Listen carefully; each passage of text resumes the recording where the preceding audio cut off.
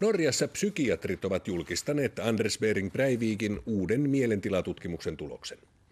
Joukkomurhista syytetty Breivik on syyntakeinen. Mielentilatutkimuksen mukaan Breivik ymmärsi mitä teki, kun hän tappoi viime heinäkuussa 77 ihmistä. Oslon käräjäoikeudelle tänään luovutetun mielentilatutkimuksen tekijät ovat keskustelleet yhteensä 37 tuntia Anders Behring Breivikin kanssa. Häntä on tarkkailtu 3 viikkoa.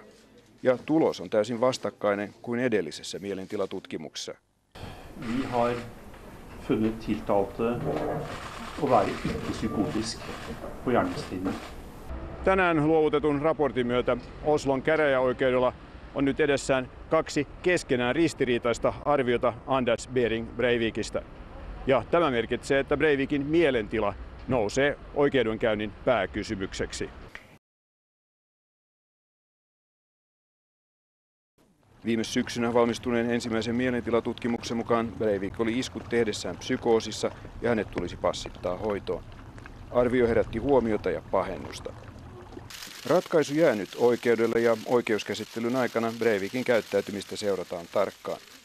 Breivik toivoo vankeusrangaistusta ja tänään hän välitti kommentin, jonka mukaan hän aikoo oikeudessa pahoitella, ettei mennyt vieläkin pidemmälle viime kesänä.